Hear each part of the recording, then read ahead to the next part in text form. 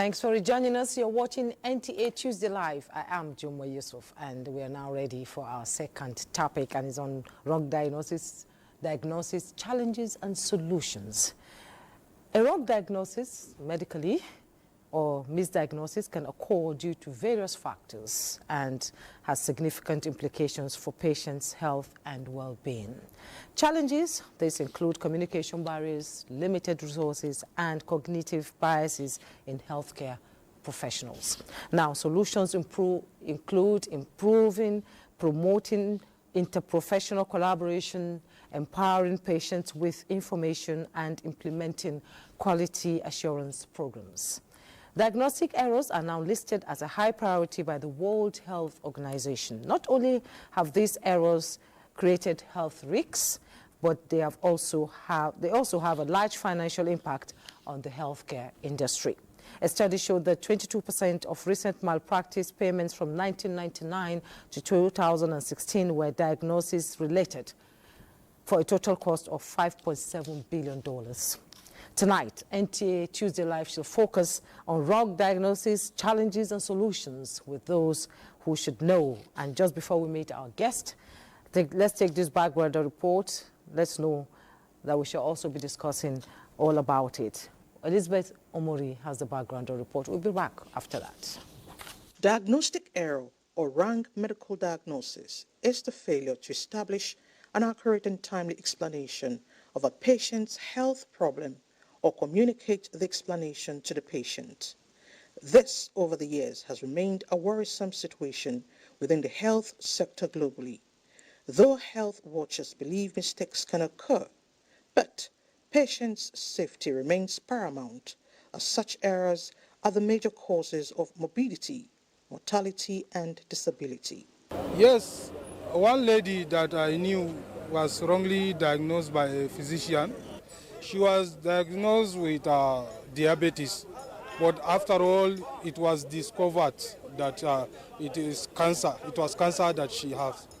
So, and it has already eaten her health, and eventually she left the world. So, that is one experience that wrong diagnosis have caused. But my grandson of recent, he went through that. They gave him wrong medication. It took us time before the system was flushed. And this is as a result of that. The medical doctors there, they are inefficient, they are not competent. Some of the consequences of these errors include surgeries, receiving medications or therapies that are not for the diagnosed ailment, which eventually introduce new health risks for the patient. What exactly could be responsible? It could be as a result of many reasons. This, with regards to lab, the reagents are really very important. If you use wrong reagents, for example, you will get a result that tells you positive when it should really be negative. Similarly, if you use wrong reagents for some of what we call biomarkers, take for example, hematology, clinical tests, and even renal assays or liver function tests. If you use wrong reagent, it will give you either false positive or false negative, or a result that you cannot. It is not definite. So it is very important. Then another reason could be because of improper training. To reduce the prevalence of deaths occurring from medical errors, experts insist that a multifaceted approach must be adopted to improve patient outcomes, hold health workers accountable, and get justice for affected individuals. There must be proper training. Go to professionally trained people who are qualified. And these people who are qualified, they should not just remain what I call in situ. They should be going for upgrade or updated educational knowledge and training. Part of measures introduced to reduce diagnostic errors is the move by the World Health Organization adopting World Patient Safety Day to respond to the alarming rate of avoidable medical errors and patient harm worldwide. In Abuja, Elizabeth Omori. Thank you, Elizabeth, for the background report. Now you get to meet my guest. First in the studio is Dr. Wada Ibrahim, CEO of NISA Premier Hospital, Jabi, Abuja. Thank you so much. My pleasure to be here. It's a pleasure to meet you.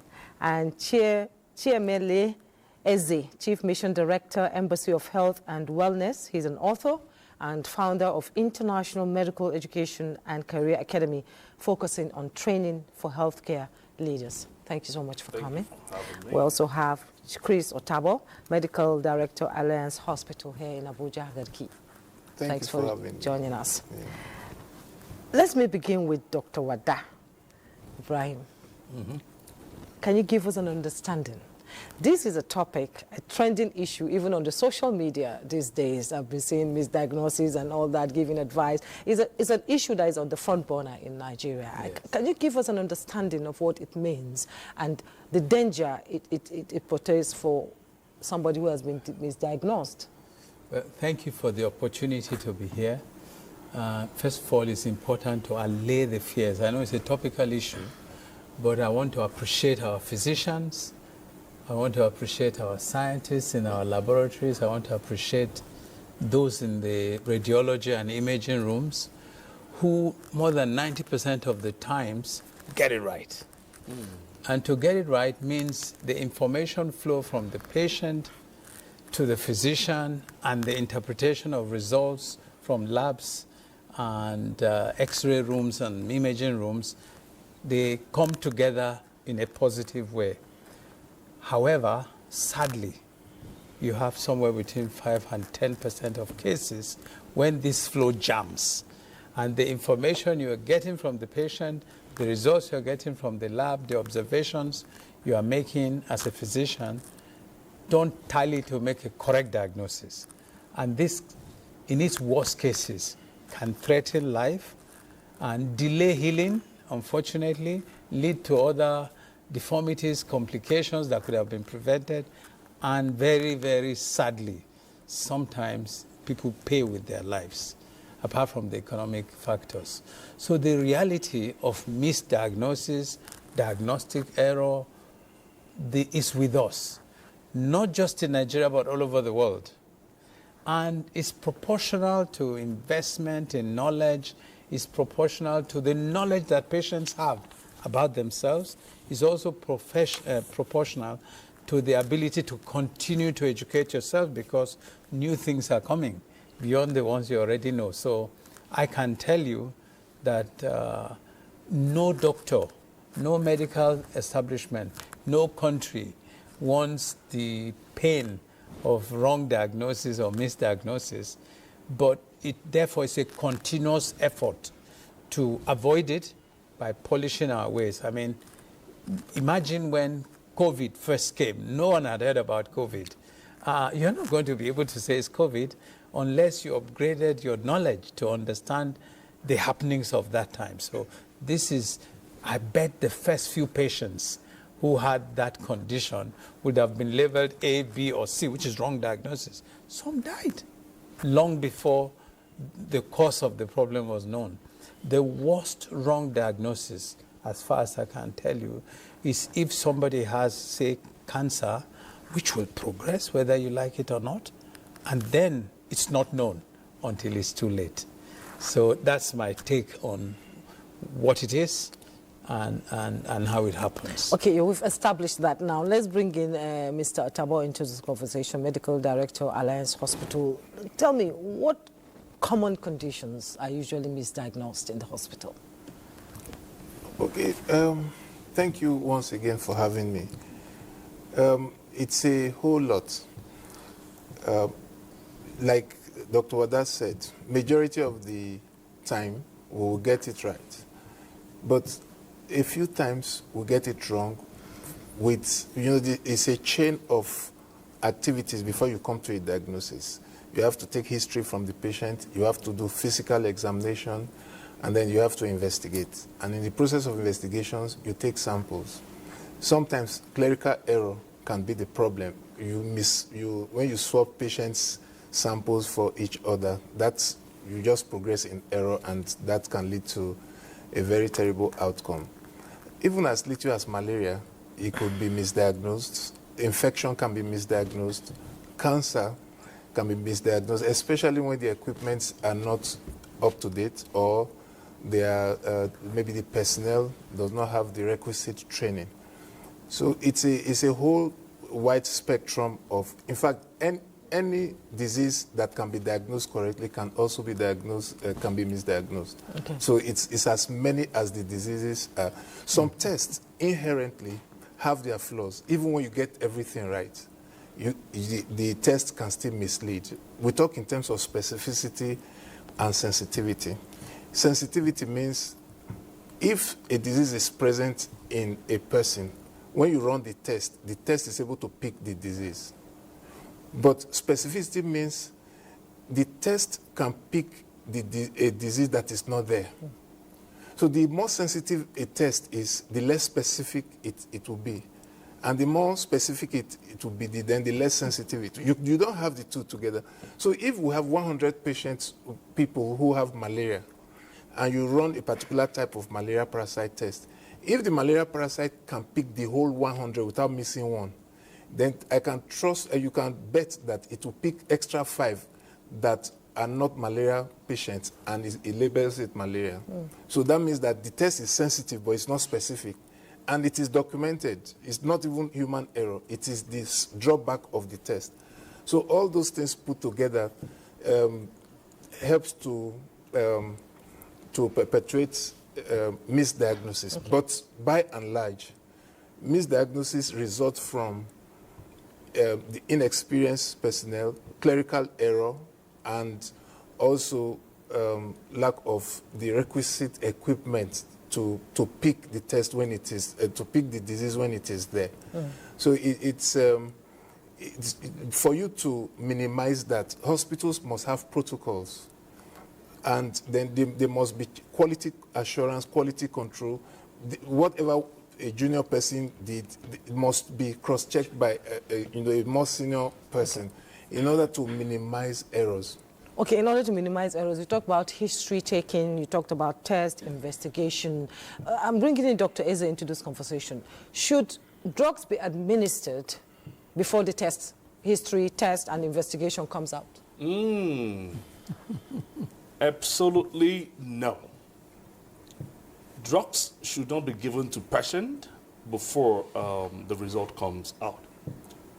However, in instances where you realize that there should be relief to that ailment, maybe we can do that. But usually we have steps, stepwise steps, which usually occur as sequence, where firstly we consider history, and then the doctor would engage in certain things where he would understand the symptoms. These are things expressed by the patient only. Then the doctor would also observe to undermark the signs, following listening to this patient, interrogating the patient, and most times clinical examination will be done. And then we can now get what we call preliminary or provisional diagnosis. Then from there, this particular thing will be taken to the lab for laboratory investigation. And after that, we would now interpret whatever that gone to lab, and then we would get what we now call substantive diagnosis. And only until that time that medications are expected to be given to the patient, understanding that wrong interpretation would lead to wrong substantive diagnosis, which would automatically lead to wrong treatment. So good to say, it's better to give medications to patient after we would have undergone all this. And some other time, you realize that a doctor might have a patient who reports that he's got fever, maybe cough, and then high temperature at night. The doctor knows that, oh, this could be malaria or maybe infection, typhoid. However, he would write pyrexia of unknown origin. That supposes to be pyrexia means fever of unknown origin. And then he considers this as provisional diagnosis. But that wouldn't mean that he will start giving medication. And this is the thin difference between meeting a doctor and meeting maybe a roadside chemist who would automatically tell you that this is it, and then take this, tablet, take it. But a doctor would give provisional diagnosis and then take to lab, interpret, before he would now say to himself, oh, this is malaria, and maybe enteric fever, and the medications will be given. That's quite interesting. You talked about roadside pharmacies, roadside chemists, you know.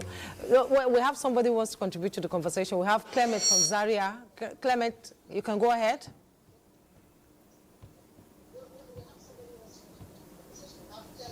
Hello, Clement.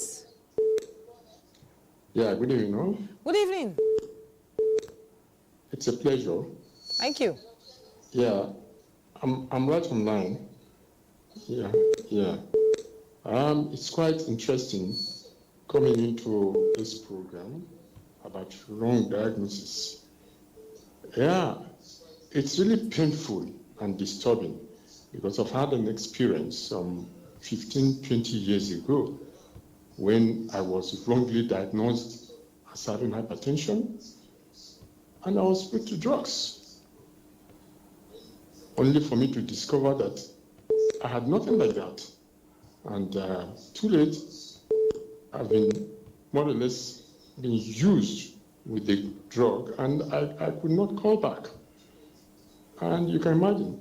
So with this experience, I think doctors should be properly certified and properly trained, and if possible, have a retrain in order to put them in a better state so that when they talk with professionalism and not just put people into a lot of problems.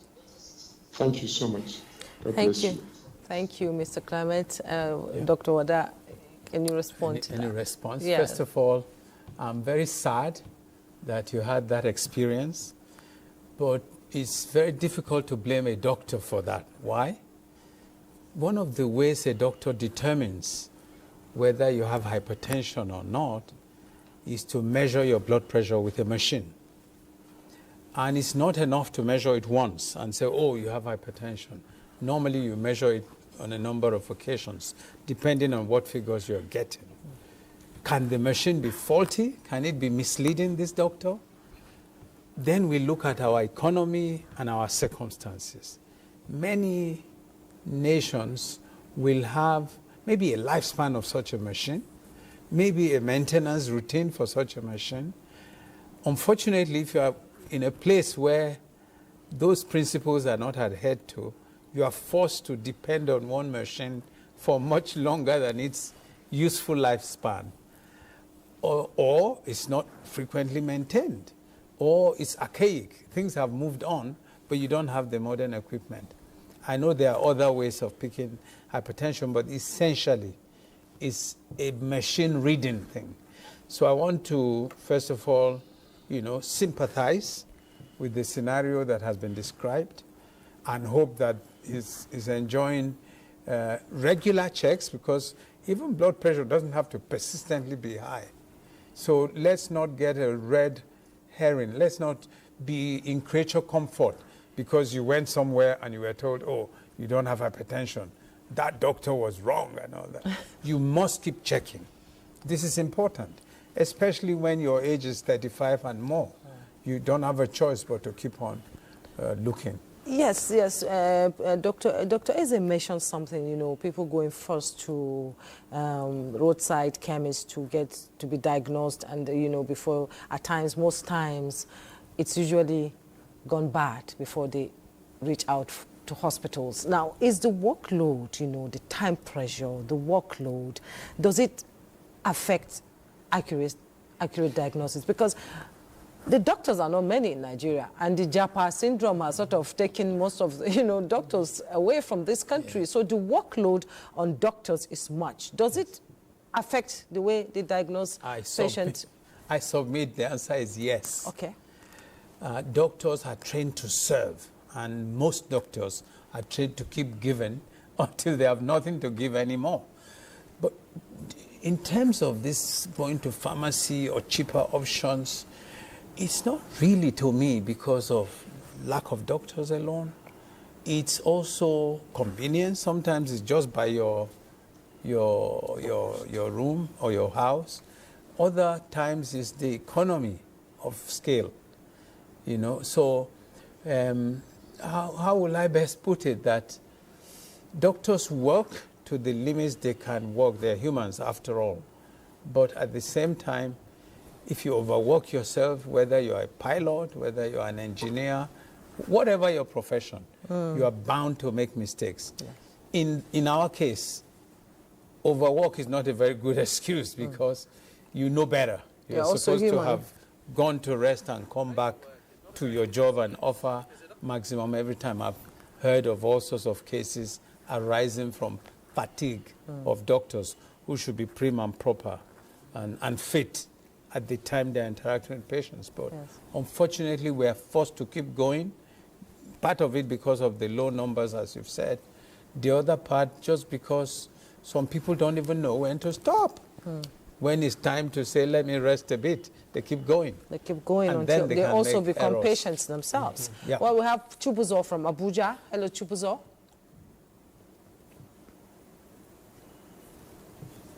Okay, we've lost him. Let me come to Dr. Chris Otabo. Language barrier, literacy, continue to be,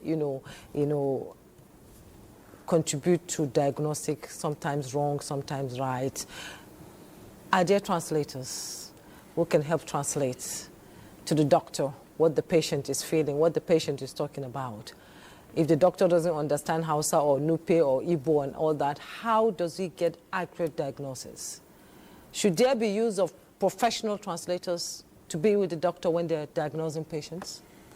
Well, the issue of language barrier, it plays a little role in terms of wrong diagnosis, but it's not among the top factors, because where language barrier comes in and the literacy level of the patient is in terms of carrying the patient along on your choice of treatment.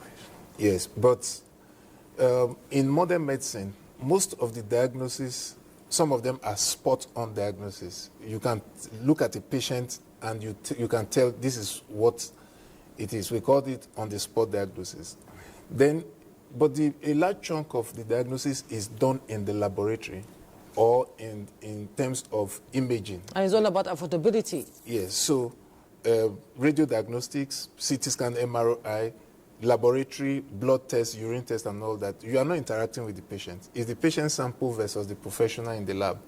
So, but yes, illiteracy can affect a patient in the sense that the health-seeking behavior is poor, is not coming on time. You most likely take the route of the quacks, and then by the time he's coming to the hospital, it's probably late. But in terms of, for every hospital that is able to afford or retain the services of specialists, should also be able to get interpreters. Most of the time, our Nigerian patients come with relatives, and at least one or two will be able to speak the language that we can communicate. For instance, I practice in Kano, and by the time I got to Kano, I didn't know anything about Hausa language. But we were still able to cope, and everything went well, because their relatives would speak English, and then I would communicate with them, and everything went well. But the real problem is in the lab. Yes, and also when you are doing imaging, some diseases are deep inside, and you need razor-sharp precision for you to be able to pick the disease.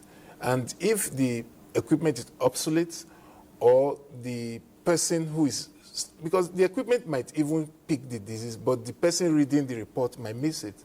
So there are a lot of other more significant factors that contribute to misdiagnosis than just the fact that the patient is illiterate or the patient is cannot speak the language of the doctor.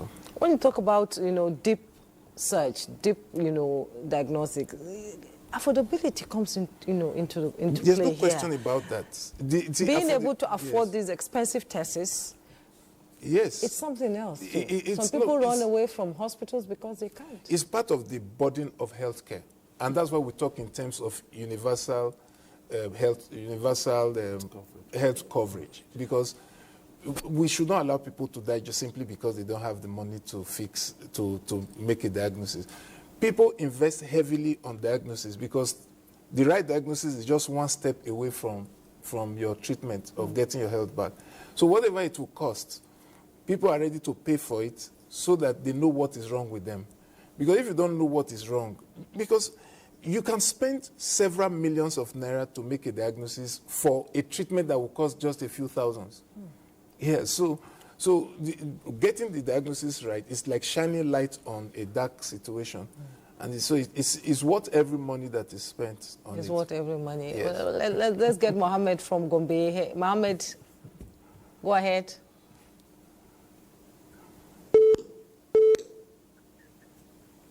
Hello, Mohammed.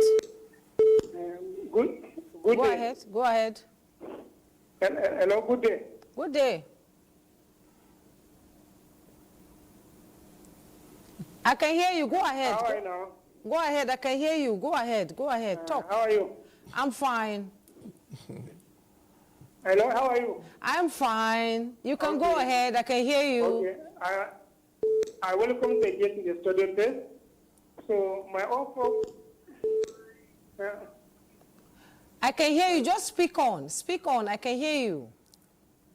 So my own problem is that normally when you go for diagnosis, okay, I think my problem is that when you go for diagnosis at times, the thing will go to take a long time.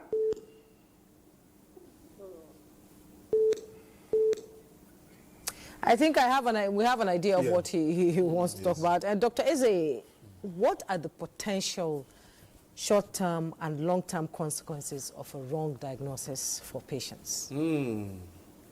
That's a very good one. It is very important to know that wrong diagnosis would always mean giving a wrong label to a disease, ailment, or maybe illness. And when that happens, it comes with attendant consequences, which could range from making this individual to suffer unnecessarily, and then some other time, it can also take the life of this individual, or lives will be ebbing away. We have seen instances where it can also increase costs. It will be more cost effective to handle something that should have ordinarily been cured with just the right diagnosis being made. Because when the right diagnosis is missed, you realize that the treatment would not be efficient and is going to take a longer time, is going to cause even the relatives, constrain, even the nation, because productivity would lessen and GDP will also lessen. So it's something that when we want to list what it will cost, it will be innumerable. The most important thing is that from all that has been said, we want to encourage public enlightenment or campaign where people should spend time, even the doctor, spending time to see the patient, and then the patient not spending too much time at home or meeting the mountebanks before he will come to the hospital, where the complications would have been there. So by the time you get to the hospital, you realize that no matter what the doctor will do, you will suffer more. And it's not something that we wish anybody. So I will leave it at that. But just know that the consequences are innumerable. Dr. Wada, how does it affect the trust, patient-doctor trust? It wounds it. Some are very understanding. They know the doctor's limitations. He's gone out of his way to listen carefully to the complaint, a proper examination. Didn't cut any corners. Unfortunately, the result is not exactly what patient or the doctor hoped. For some, it's fire and brimstone. They don't want to know. They don't want to understand why things didn't work the way they worked. Unfortunately, there is no man-made thing that is 100%.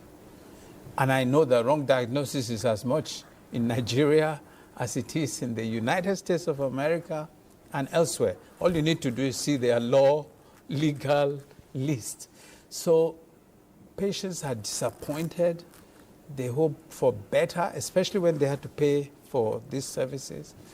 It doesn't take it away, because I can tell you there is no doctor properly trained, properly experienced, properly updated in his knowledge who will want that outcome. He will work as hard as he can to make sure things are right. But no science is pure science. No science is absolute science. So I want to use the opportunity and that you have offered us, really, to enlighten the public that there are two sides to any coin. It's not that all our medical systems are rubbish. Even the best will still get it wrong. Maybe fewer times than the not so good. But to implore their understanding and working together with the health system to get the best out of it. And best is never 100%. That's my take on that reaction to anyone affected. It's painful, but it can also be come with a better understanding than a fist fight or legal and all those sort of things. Nobody is trying to trample on a patient's rights. No, that's not the issue. But we need to also understand what our peculiar circumstances are and the effort that the hospital, the physicians, and the other professionals who all come together to get the best. We need to use that as a platform to not hit too hard all the time. Not hit too hard all the time. Victor is calling us from Port Harcourt. Victor, please turn down the audio of your TV so that we can hear you. Turn down the audio of your TV. Ladies and gentlemen. Good morning. Nice to be here.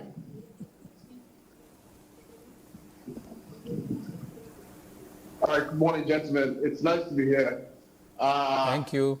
It's really been, very enlightening. I enjoyed listening to the doctors, They are very, very wonderful. We appreciate you so much.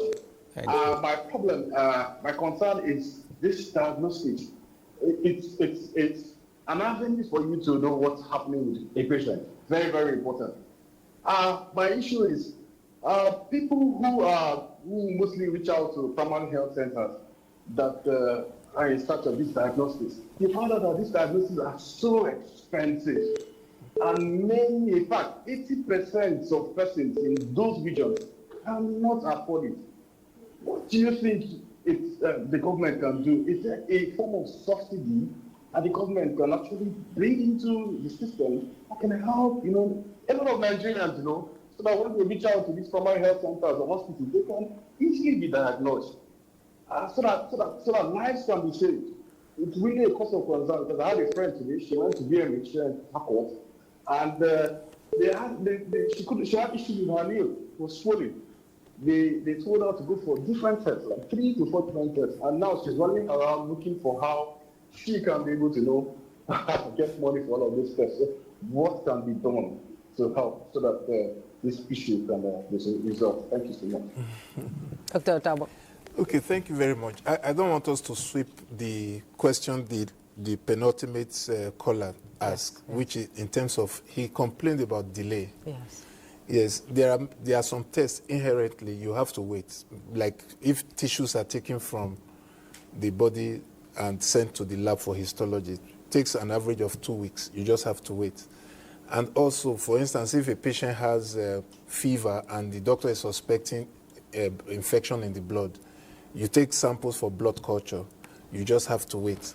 But the main reason why people wait a lot now in Nigeria is because of the workload. You have only 2 or 3 medical laboratory scientists in the lab processing 200 samples. So that leads to delay. He needs to understand that. So it's not the fault of the system. It's just that there are more requests that are chasing the few specialists on ground. Coming to his own question, he was talking in terms of cost, Yes, healthcare is not cheap anywhere in the world. The question is who is paying for it. That's just the difference. Yes, in some countries, like in the UK, the government takes responsibility for healthcare, even in Canada. People don't go to the hospital and pay from their pocket. They don't even think of how the bills will be paid, because the insurance system is working. Everybody contributes, and when the few are sick, the system takes care of them. Unfortunately, in Nigeria, our health insurance is in such a bad shape. We have less than 10% insured. That means that majority of people will have to pay from their pockets, and these things are not cheap. So it's a social question, and it also costs. I mean, the government will have to find a way to take responsibility for this. It's not my responsibility as a doctor to bother my head about how to treat a patient and still bother my head about how the treatment will be financed. That is why we have government. And the government, and I think it's also a topic for another day. We have ideas of how we think these things can be done, but I think it's not within the scope of this discussion. Look, Dr. Eze, technology plays a huge role in diagnostics. We've seen operations performed from America, to a patient in Nigeria and all that. I'm sure most of you have experienced it. What kind of solutions and improvement do we need, in Nigeria to ensure that diagnostics are accurate and patients don't have to suffer for it? And there's less work for the doctors because the AI technology does all the work. Very good question. You see, one cannot rule out the importance of technology in diagnosis. Most times, from the callers, you realize that they have failed to recognize that the doctors are doing all their very best in making sure that patient would come and they would go home feeling better than they came. But when you look at even just power supply, most of the reagents are expected to be stored, in optimal temperature. And if the samples are collected and they are not stored in adequate temperature, they will deteriorate. And it's going to give a different interpretation other than what it should have ordinarily been. Secondly, if you also realize that in many communities, in many rural areas, you realize that they have not been furnished with modern technologies. So the laboratory tests, the X-rays, the medical imaging results would never interpret what it should have been. So most times we encourage that these rural areas should be prioritized, especially when it comes to offering them what we call the point of contact care. Because they're the people that would suffer most. Like most of the callers calling from Kano, calling from different places, they experience this. And report has also shown that wrong diagnosis following technology downplay are usually noticed in areas where you have resources limited in such a way that they might not be able to have opportunities for better results, right diagnosis, and right treatment. Then finally speaking, aside from equipment or technology, there are also things that can give diagnostic errors. When you actually consider, one, the evolution of disease. Sometimes diseases evolve, and there are diseases that have higher evolution time.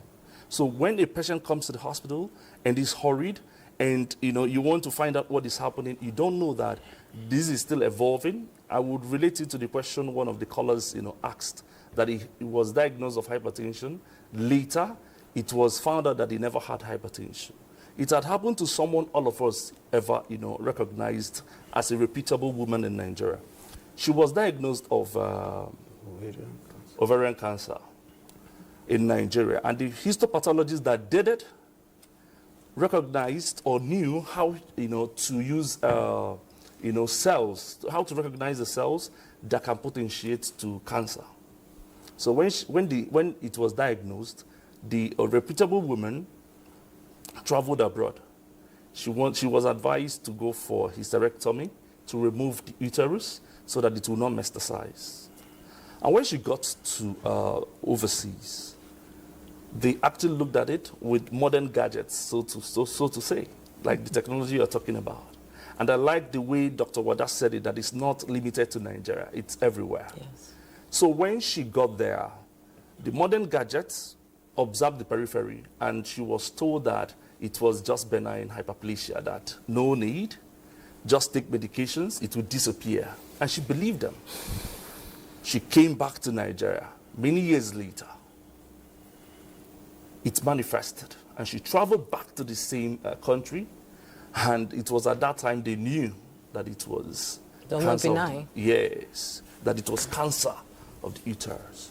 And then, ovarian cancer. And then it was at that time that everyone knew that it has metastasized. And it was what killed this reputable woman. We also have another reputable man, who once had recurrent cough, and it was diagnosed to be upper respiratory tract infection. So it was being treated. It would go and come back. And all of a sudden, he left Nigeria for the overseas. And it was discovered to be throat cancer. And this was exactly what killed the same individual. We can go on and on, So it's neither here nor there, So that's why I usually tell people it's not about blame game. It's about the solution game at this time. Because we all advocate that every Nigerian deserves correct, timely, and compassionate diagnosis, regardless of the status and location. So if we come together in this way, looking at it left, right, and center, we'll be able to determine that it's not about Nigeria. It's not about where the technology is assumed to be higher. Where technology could be assumed to be higher, they might not have the kind of professionals that could be seen in another place where technologies are not very high. So I would limit this to 4 things, the causes. 1, evolution of disease, maybe wrong diagnosis coming from disease, coming from patients, because some patients are, they're difficult, so to say. Most times they will not be able to, depending on exposure, background, experience, and temperament. Some patient will not want to share private information. You just ask as simple as age, she tells you something younger, and maybe she presents with hot flash. Why are you saying she? For most times. Okay, most times, men do it too. Yeah. But I just wanted to point out example relative to menopause. So she's got hot flash, she has nausea, and maybe she's feeling, she's having mood swing. And she comes to the hospital, says that it's the village people, because the hot flash, is usually, strange. It's really bad. Yeah, so when you ask her age, she might say 36. And you as a doctor, you would rule out, premenopausal syndrome. You see? Or you ask someone, where do you live? Instead of saying he lives in industrial layout. So you can actually know that, okay, why he has respiratory distress syndrome or any respiratory malignancy is because he lives around, cement factory, and this could be silicosis. So this information are very vital to us. It might appear to people that, oh, this is just a profile of the patient, but it starts from there. Or you ask a patient a simple question, where is it paining you? He might actually, exaggerate, or maybe underplay. And then instead of using the full fist to say, this is where it's paining me, it radiates here, he might just use a finger to point it. So it misleads the diagnosis. It does. Dr. Wada, environment, they say, also matters when it comes to diseases. And now that we've established it, what policies or procedures in Nigeria, we're not talking about other countries, here in Nigeria, in place to report and also learn from diagnostic errors? Because abroad, you're diagnosed wrongly, you go to the hospital, they tell you have cancer and all that, and you discover you don't have it, you've taken drugs, they take the hospital to court and make a lot of money. Yeah. But in Nigeria, most people are not aware, and it might not even happen. So what are the policies and procedures in place to ensure that this does not continue? Thank you very much. It starts with the patient, because every one of my colleagues has told you, you process the information you are given before your examination, and even the tests that you're going to do all originate from the history. And so even the patients must self-educate about their health. It's not to sit with the doctor, okay, I have a headache or backache. You also need an effort, if possible, to go beyond that and be able to transmit the information as quickly as possible. Then we go to the practitioner and the background of training. Unfortunately, and I'm very sad to say this. When we were in medical school, this was a thing of joy, and you're coming out with a lot of motivation to help society. A lot of us have that in our blood. But society has turned, things have changed, and people today are not exactly this old stock. And so commitment, readiness to keep working to get experience is less. This is my observation. And so the practitioner also needs some encouragement to understand that a doctor's life is still, to a large extent, a sacrificial life. So that's that. And then, of course, the environment of testing. One of the things that has not, and I think our colleague, Dr. Eze, said something about it. Even if there's electricity, the quality of electricity that will make the machine function optimally and tell you the correct results can be affected by fluctuations. Okay. So that is an environmental thing, just like cars on our roads, and you see that they're not really designed for pothole roads and all that. Same thing with this high-level, sophisticated medical machinery. So if you don't correct that, it doesn't matter how good you are as a doctor. It's going to tell you that what you're thinking is not there, and that could be the wrong diagnosis. So X-rays, imaging, as my colleague correctly said, and even the support system. What does support system mean? I think you have malaria today, and I've given you malaria drugs. 1 or 2 days later, it's not working. You just say, Dr. Wada, I'm not going there. I'm not going to Dr. This, to start all over again. So this is part of the wrong diagnosis. It's an evolution, yes. So you don't have to catch it completely now. It's a process to conclude. So it's dynamic. It's not that, oh, he has malaria. What if he has something else with the malaria? So it affects the way practice goes. And I think that this whole system must flow together. Despite these challenges, the Nigerian doctors, lab scientists, nurses, and imaging specialists, radiologists, and they've really stood firm on the international scale.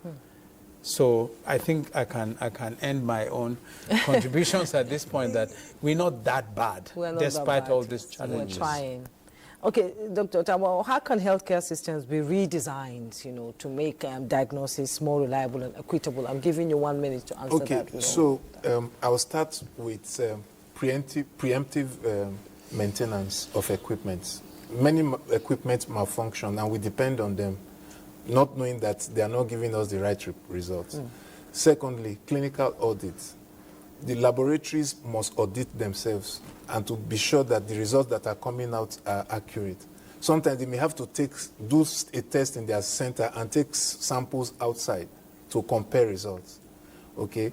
Because if you are consistently, progressing in error, the result you'll be churning out will be affecting, the people, and it will come to wrong diagnosis. And then I also believe in second opinion, and I'm talking to the public. If you get a serious diagnosis, run it by another doctor and go to another hospital. I tell my patients, you can go to get second opinion and come back. And they come back. And it just shows that you are open. Because there's no system that is infallible. Yes. So these are some of the things that can help.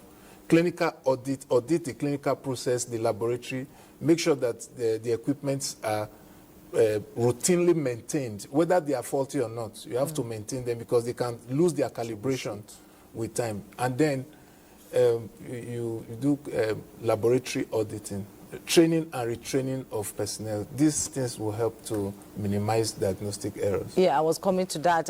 Dr. Eze, what improvements would you suggest in medical training and hospital protocols to reduce misdiagnosis? Very well. I think the first will be continuous medical education, where the medical council would insist that continuous medical education would be one of the prerequisites for license renewal. And then again, I think we should also train a lot of health extension workers, because you realize that there are too many patients, few doctors, and then too little time. And with this push and pull of Japa syndrome, we have not understood why it is happening, why there is a push and why there is a pull. And How are you sure?